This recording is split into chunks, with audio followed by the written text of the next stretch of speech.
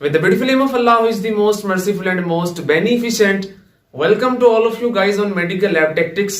आज की वीडियो में मैं आपको बताऊंगा कि आपके पास जब आप ब्लड को प्रोसेस करते हैं अपनी लेबोरेटरीज के अंदर तो किस किस तरह का ब्लड आप रिसीव कर सकते हैं। Types of samples of blood in your laboratories. जब आप प्रोसेसिंग करते हैं ब्लड की तो किस तरह के सैंपल्स आप चेक कर सकते हैं, किस तरह के सैंपल्स आप प्रोसेसिंग के दौरान रिसीव कर सकते हैं। सो फर्स्ट ऑफ ऑल हम देखते हैं the type of blood sample is called icteric sample. Icteric sample basically एक ऐसा सैंपल होता है जिसके सीरम में बिलिरुबिन की जो क्वांटिटी होती है वो ज्यादा होती है, जिसकी वजह से वो जो सैंपल होता है वो नॉर्मल कलर से उसका जो कलर होता है वो चेंज होके पेल येलो की तरफ कन्वर्ट हो जाता है। तो नॉर्मली जो सैंपल आपको पेल येलो नजर आएगा आप उसे आइस्टेरिक सैंपल का नाम देंगे। और आइस्टेरिक सैंपल में जो पेल येलो कलर है वो क्यों है, तो it is due to a large और high amount of bilirubin in the relevant sample. अगर आपने सैंपल को प्रोसेस किया, फॉर एग्जांपल आपके पास येलो ट्यूब में सैंपल आता है तो सीरम जो अगर आपको पेल येलो रिसीव होता है तो आप उसे आइस्टेरिक सैंपल का नाम देते हैं।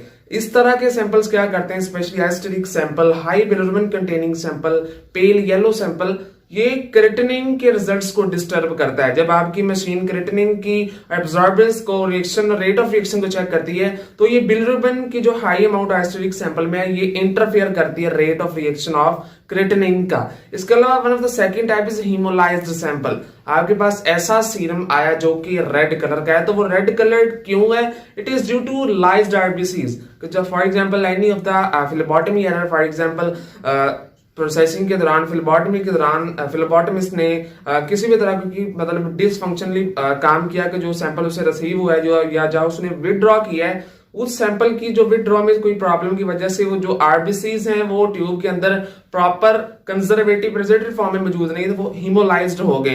तो ये हीमोलाइज्ड जब आपकी सेंट्रीफ्यूगेशन के बाद, सैंपल की सेंट्रीफ्यूगेशन के बाद सीरम में आते हैं तो ये नॉर्मली ग्लूकोज, एएलपी, एएलटी इनकी मेजरमेंट में डिस्टर्बेंस काज करते हैं। तो स्पेशली जो हीमोलाइज्ड सैंपल आपकी लेबोरेटरीज में होता है it is not acceptable for any biochemistry test. Third one is lipemic sample.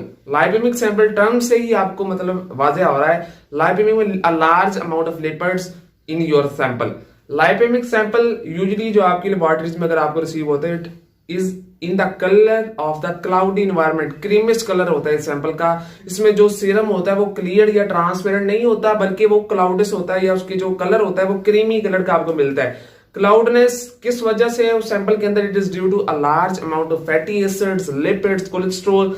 जब किसी भी सैंपल के जो कोलेस्ट्रॉल है या जो लिपिड है या फैटी एसिड्स ज्यादा हो जाते हैं तो उसका जो कलर है वो क्लाउडी हो जाता है, वो क्रीमिश कलर देना स्टार्ट कर देती है, अबनॉर्मल देन नॉर्मल कलर। तो इसको आप लाइपेमिक सैंपल का नाम देते हैं। तो लाइपेमिक सैंपल नॉर्मली जिन पेशेंट्स की जो लिपिड प्रोफाइल होती है, कोलेस्ट्रॉल, टीजी या जो फैटी जो पार्टिकल्स वो ज्यादा होते हैं तो उनमें ये स्पेशली लाइपेमिक सैंपल हम उनसे रिसीव करते हैं। सो यहाँ उसके अलावा फॉर एग्जाम्पल आपने खाना खाया है, आपने मतलब फास्टिंग में सैंपल नहीं दिया, स्पेशली अगर आप लिपिड प्रोफाइल परफॉर्म करवा रहे हैं तो ये लाइपेमिसिटी सैंपल की उसको अफेक्ट आउट करेगी। सो जितनी भी टाइप्स ऑफ सैंपल्स हैं अदर देन नॉर्मल, वो आपके नॉर्मल जो आप टेस्टिंग करने जा रहे हैं, जो पैरामीटर चेक करने जा रहे हैं लेबोरेटरीज के अंदर, उसको चेक करने में, उसकी रिजल्टेंट में, उसके रिजल्ट्स में इफेक्ट आउट करेगी।